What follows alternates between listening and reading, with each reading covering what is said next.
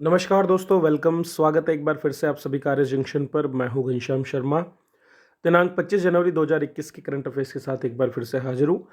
तो चलिए शुरुआत करते हैं और अपनी तैयारी को और आगे बढ़ाते हैं ताकि जब भी हमारा एग्ज़ाम आए हम पूरी तरह से अपनी परीक्षा के लिए तैयार हो सके। चलिए, आज का जो पहला प्रश्न है वो है 84वां प्रश्न इस महीने का, और प्रश्न राजस्थान से जुड़ा है। राजस्थान में हाल ही में एक ऑपरेशन फ्लश आउट जो है उसकी शुरुआत की गई है। तो आपको बताना है कि ये ऑपरेशन फ्लश आउट जो है ये किससे जुड़ा है। तो दोस्तों, जेलों में मोबाइल और अन्य जो निषिद्ध वस्तुएं हैं, आरामदायक जो वस्तुएं हैं, उनकी रोकथाम के लिए राजस्थान की जेलों में ऑपरेशन फ्लश आउट का शुभारंभ किया गया है, ताकि जेल में जो कर्मचारियों की मिलीभगत है उसके माध्यम से जिस तरह से मोबाइल, विभिन्न प्रकार के विलासितापूर्ण वस्तुओं या नशे की वस्तुओं का जो प्रयोग किया जाता है उसको रोका जा सके, और जो कैदी हैं उनके जीवन को आरामदायक बनने से रोका जा सके। तो राज्य की जेलों की व्यवस्था में नवाचारों के द्वारा सुधार की नई पहल की जा रही है ताकि जेलों की स्थिति को बेहतर बनाया जा सके। इसी के तहत जेलों में मोबाइल एवं निषिद्ध वस्तुओं की रोकथाम के लिए ऑपरेशन फ्लश आउट अभियान चलाया जा रहा है। अभियान के तहत जेल पुलिस एवं एसओजी के द्वारा जेलों में 2700 से भी ज़्यादा बार जो है आकस्मिक सघन तलाशी भी अभी तक ली गई है। जेलों में जितनी भी निषिद्ध वस्तुएं हैं उनके मिलने पर उत्तरदायित्व निर्धारित किया जा रहा है, और ऐसी जो भी कार्मिक इस तरह से बंदियों की मदद कर रहे हैं उन सभी को खिलाफ कार्रवाई की जा रही है। उनके खिलाफ कुछ लोगों को इसमें सस्पेंड भी किया गया है, कुछ को यहाँ पर सीसी जो हमारे रूल्स है, शेयर सर्विसेज रूल्स, उनके खिलाफ उनके अंतर्गत कार्रवाई की गई है।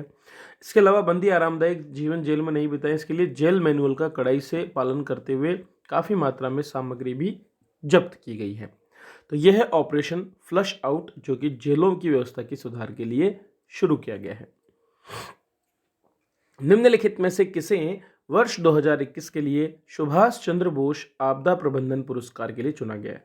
तो दोस्तों, राजेंद्र कुमार भंडारी, जो कि आपदा प्रबंधन के क्षेत्र में एक विशेषज्ञ हैं जाने माने देश के, उन्हें जो है 2021 के सुभाष चंद्र बोस आपदा प्रबंधन पुरस्कार के लिए चुना गया है।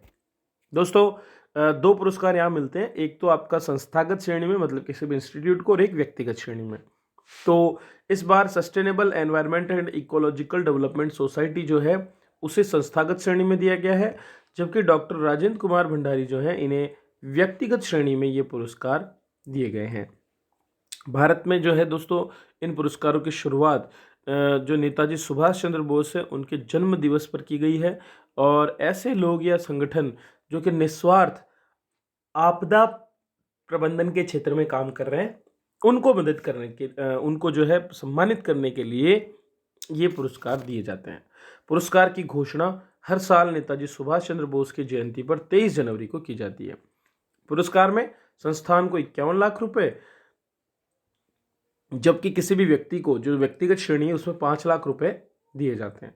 अगर पिछले साल की मैं बात करूं 2020 की, तो पिछले साल जो है disaster mitigation and management centre Uttarakhand को संस्थागत श्रेणी में, जबकि श्री कुमार मन्नान सिंह को व्यक्तिगत श्रेणी में ये पुरस्कार दिए गए थे। चलिए, तो ये याद रखिए आप, ताकि आपको प्रश्न पूछा जाए तो आप उत्तर दे सकें। निम्नलिखित में से किस एक राज्य में पुलिस अकादमी का नाम अब नेताजी सुभाष चंद्र बोस के नाम पर कर दिया गया है? तो दोस्तों, छत्तीसगढ़ की जो पुलिस अकादमी है, तो वहाँ के जो मुख्यमंत्री है रूपेश बघेल, उनके द्वारा हाल ही में ये घोषणा की गई, और इसी के साथ वहाँ की जो राज्य पुलिस अकादमी है उसका नाम बदल करके नेताजी सुभाष चंद्र बोस पुलिस अकादमी कर दिया गया है। तो चलिए इस पर हम बात कर लेते हैं। छत्तीसगढ़ पुलिस अकादमी का नाम अब स्वतंत्रता संग्राम सेनानी नेताजी सुभाष चंद्र बोस के नाम पर होगा। नेताजी की 125वीं जयंती के मौके पर मुख्यमंत्री भूपेश बघेल ने ये घोषणा की। इसके अलावा वहीं पर जो है इंदिरा गांधी कृषि विश्वविद्यालय इंक्यूबेशन सेंटर भी शुरू किया गया है, और इस सेंटर का नामकरण भी नेताजी के नाम पर करने की घोषणा की गई है। तो ये दो जो इंस्टीट्यूट्स हैं उनका नाम यहाँ पर बदला गया है। तो छत्तीसगढ़ का नाम आप याद रखें, वहाँ पर इस तरह की घोषणा की गई है। चलिए दोस्तों, प्रश्न रह गया है, चलो कोई बात नहीं है। Danish film into the darkness ने गोवा में आयोजित भारत के 51वें अंतर्राष्ट्रीय फिल्म महोत्सव में सर्वश्रेष्ठ फिल्म के लिए प्रतिष्ठित गोल्डन पिकॉक पुरस्कार जीता है। दोस्तों, गोल्डन पिकॉक पुरस्कार सबसे सर्वश्रेष्ठ फिल्म जो अब आपकी गोवा इंटरनेशनल फिल्म फेस्टिवल में होती है उसको दिया जाता है।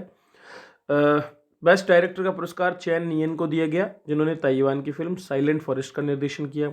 इसी तरह इसी फिल्म के मुख्य अभिनेता रहे त्यू चुआन लियू को सर्वश्रेष्ठ पुरुष अभिनेता का पुरस्कार भी दिया गया। Polish film I never cry में उनके प्रदर्शन के लिए सर्वश्रेष्ठ महिला अभिनेता का पुरस्कार पॉलिश अभिनेत्री जोफिया स्टफिस को दिया गया। विशेष जूरी पुरस्कार जो है बल्गेरियाई फिल्म निर्माता कॉमेन कवलेव द्वारा फिल्म्स फरवरी को प्रदान किया गया। तो अलग अलग तरह के जो पुरस्कार हैं उनका ये वर्णन है। अंतिम जो दिन होता है उस दिन इन सभी की घोषणा कर दी जाती है। बेस्ट डेब्यू डायरेक्टर का पुरस्कार जो है ब्राज़ील के निर्देशक केसियो परेरा डांस सोटेस की फिल्म को, जिसका नाम है वैलेंटीना, उसे दिया गया। इसी तरह से असमिया फिल्म निर्माता कृपाल कलिता जो है, उनकी फिल्म है ब्रिज, उसको जूरी से स्पेशल मेंशन पुरस्कार दिया गया। एक लाइफ टाइम अचीवमेंट अवार्ड भी यहाँ पर दिया जाता है। तो इस बार का ये अवार्ड ऑस्कर विजेता इतालवी अर्थात इटली के सिनेमेटोग्राफर विटोरियो स्टोरारो को दिया गया, जिन्हें 3 बार ऑस्कर भी मिल चुका है। वहीं पहले भी मैंने आपको बताया था कि अभिनेता फिल्मकार विश्वजीत चटर्जी को Indian personality of the year का पुरस्कार इस दौरान दिया गया है। तो ये सारे के सारे पुरस्कारों में से कोई सा भी पूछा जा सकता है, इसलिए आप इनको जरूर रिपीट करते रहें, याद करते रहें। दोस्तों, ये करंट अफेयर्स जो है ये PDF में लेने के लिए आप क्या कर सकते हैं, हमारी RS जंक्शन एप्लीकेशन पर जा सकते हैं और वहाँ से वार्षिकांक जो है ले सकते हैं, जो कि संपूर्ण 2020 के करंट समाहित करता है। चलिए आगे बढ़ते हैं। प्रधानमंत्री राष्ट्रीय बाल पुरस्कार 2021 से सम्मानित राजस्थान के बालक कौन है? तो आनंद नामक जो राजस्थान के बालक है, किशोर, उन्हें जो है इस बार प्रधानमंत्री राष्ट्रीय बाल पुरस्कार से सम्मानित किया गया।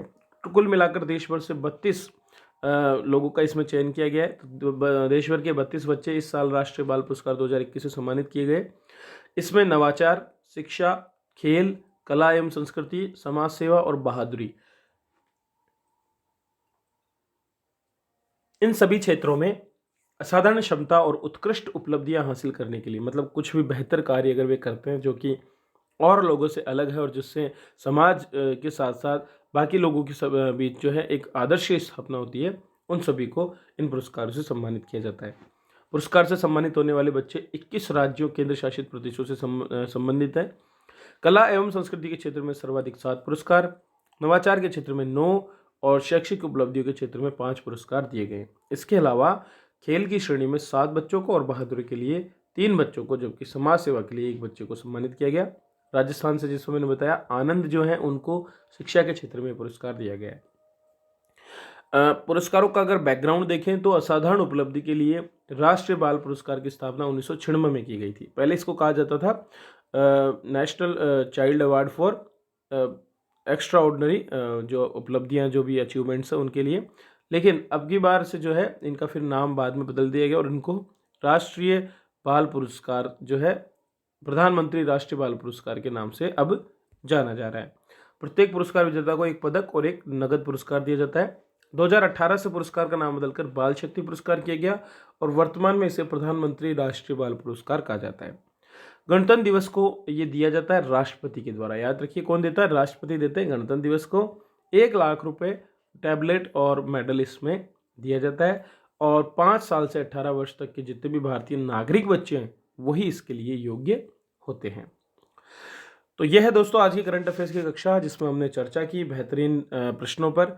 तो आप रिवाइज करते रहें और अपनी तैयारी करते रहें। वीडियो को लाइक और शेयर करना आपकी जिम्मेदारी है, तो आप ये काम, अपनी जिम्मेदारी को बखूबी निभाते रहें। और इसी के साथ सब्सक्राइब करें हमारे चैनल को, ताकि आपको सभी प्रकार के नोटिफिकेशंस मिलते रहें। चलिए, इसी के साथ मैं आपसे विदा लेता हूँ। वीडियो देखने के लिए आप सभी का बहुत बहुत धन्यवाद। मिलते हैं अगली वीडियो में, तब तक थैंक यू।